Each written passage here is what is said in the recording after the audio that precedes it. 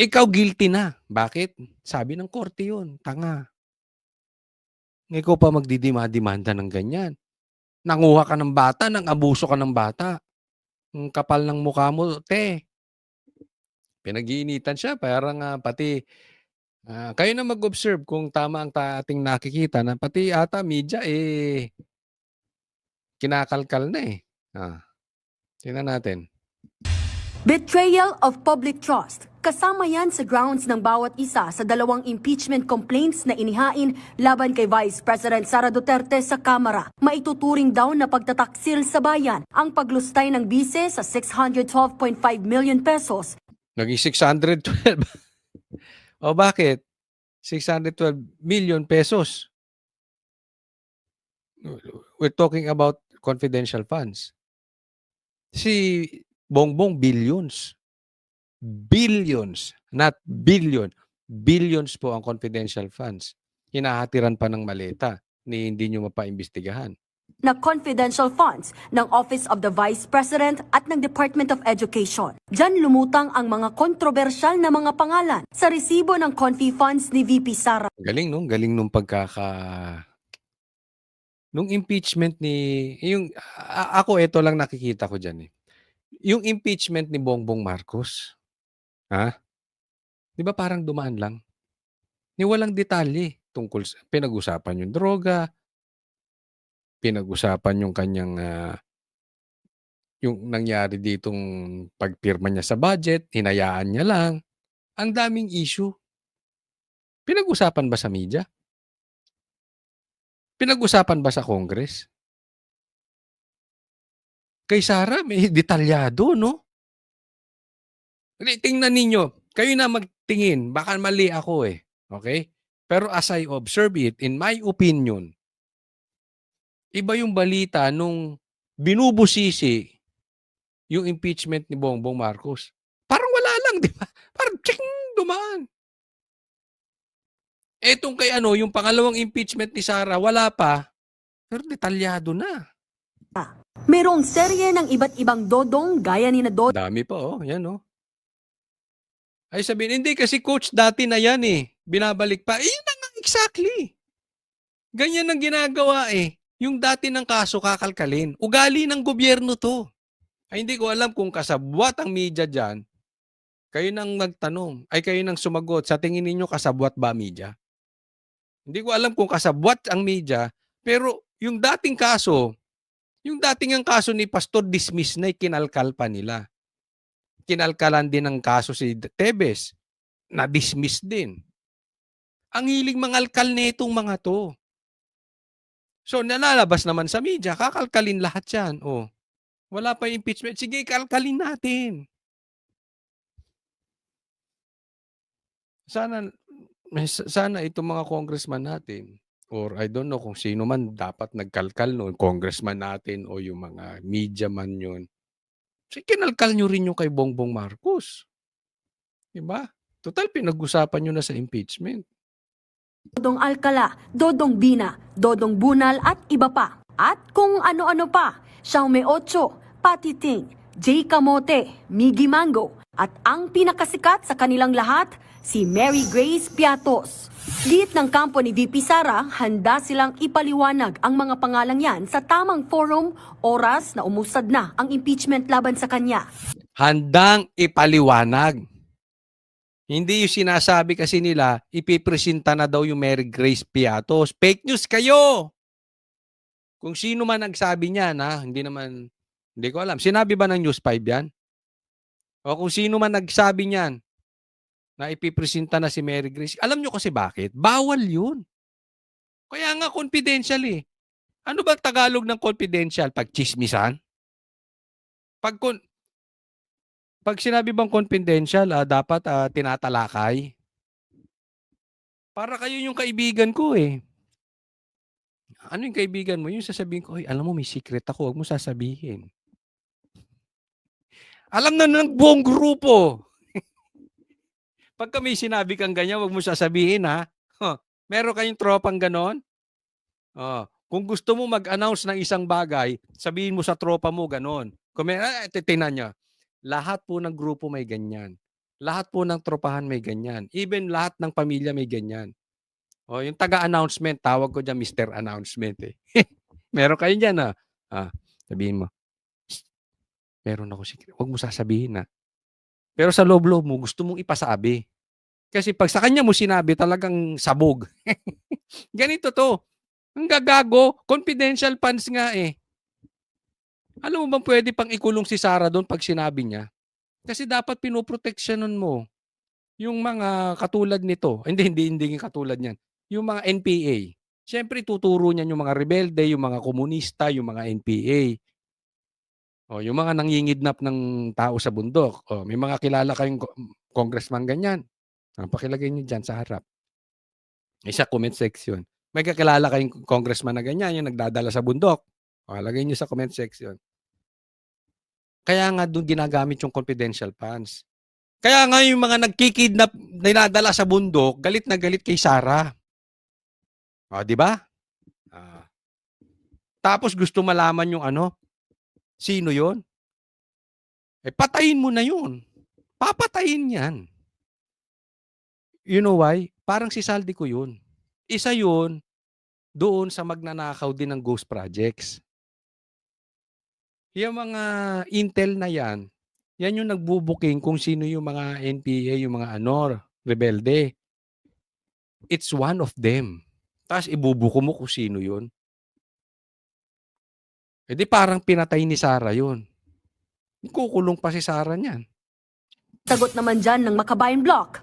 Naku, narinig na natin yan. We're ready to explain. Pero hindi yan, tatakbo na naman sa Supreme Court. Tanga! Ine-explain naman, eh. Tanga ka rin talaga. Demanda mo ko, sige. Anong klase kang mambabatas? Hindi ba lagi niyang ine-explain? Ayaw niyong tanggapin yung explanation. Bibigyan kita halimbawa. Pag tinanong mo ko, Coach Solly, bakit galit ka ba doon sa mga nangungumbinsi ng estudyante at dinadala sa bundok para labanan ang gobyerno? Ay sasabihin ko, gago ka ba? Bakit dadalhin mo yung mga anak namin sa bundok? Anong matututunan doon? Mamaya gahasain nyo pa. Example lang, hindi ko sinasabing siya mismo, Pero siyempre kung NPA ka, hindi mo tatanggapin yung explanation ko. Hindi ko sinasabing NPA to. I'm just giving you an explanation na meron explanation. I'm just giving you an example pala. Merong explanation na hindi nyo gustong tanggapin. Ayaw nyo tanggapin, eh. Ilang beses na rin in-explain bakit hindi pwede ang rebelde.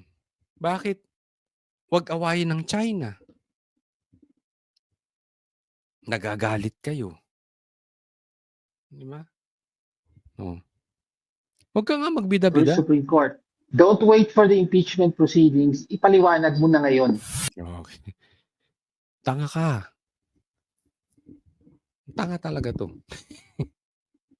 Hindi po mura yung tanga. Ibig sabihin ko, i-stupid o kaya naman ay nagtatanga-tangahan. Alam mo, galit ako sa nagtatanga-tangahan. So, kung nagtatanga-tangahan ka, tawagin na lang kitang tanga.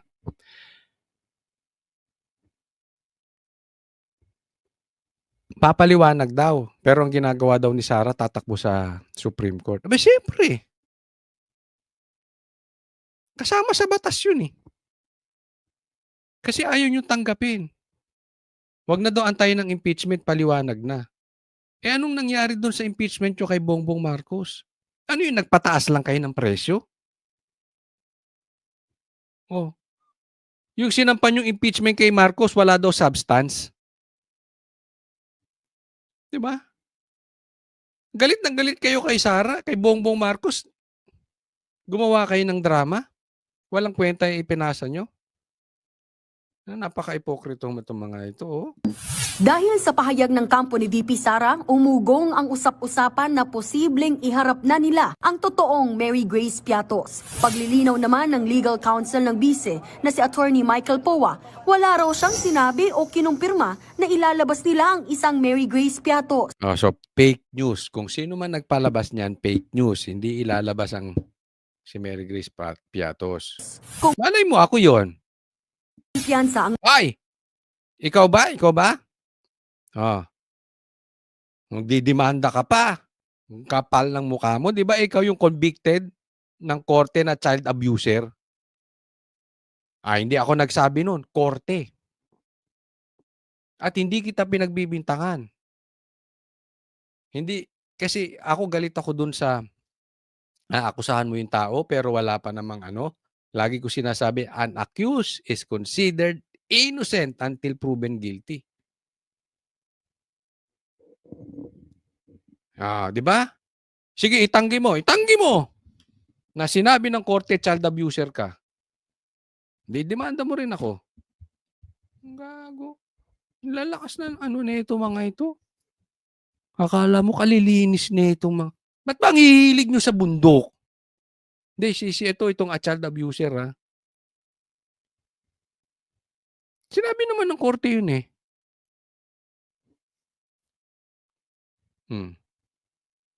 Hindi, fake news ba ako? Just research nyo. Kung hindi convicted yan. mga naghain ng reklamo na sufficient in form and substance ang impeachment complaint laban sa bise. Kakuha ng sapat na bilang ng suporta ang impeachment laban kay Vice President Sara Duterte. In other words, makikita natin na yun. Nasang bundok ka ngayon? Hindi, para nasa bundok tayo may paligid. Malay mo, nasa Tagaytay o nasa Baguio. Kayo naman eh. Mayorya ay susuporta sa impeachment complaint. Samantala, nakakuha naman ng kumpirmasyon ang News 5 na may ikatlong grupo na maghahain ng impeachment laban kay VP Sara sa Lunes, February 9. Hanggang ngayon naman, hindi pa raw natatanggap ng opisina ni House Speaker Bogie D ang dalawang impeachment complaint na nauna nang inihain. Nagbabalita mula sa Good luck sa inyo. Good luck sa inyo. Ha? Alam nyo ba, hindi nyo napapansin. Nandito muna tayo sa ano. Hindi nyo ba napapansin? Medyo tahimik ang minority ngayon.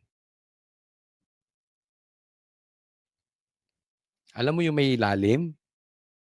Tahimik. Di ba? Tapos, itong kabila, itong majority black, itong majority black, tawagin na lang nating tambaluslos black. Ang ingay.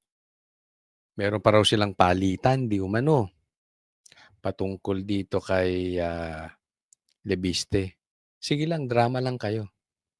Drama lang kayo. One thing I know, tahimik ang minority. And one thing I know,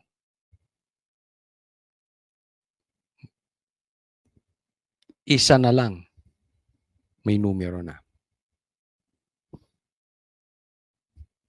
Di umano. Yan po ang sabi sa atin. So, antay-antay lang. Sana matanggal na yung attack dog ni Tambaluslos dyan sa Senado. Matanggalan ng posisyon.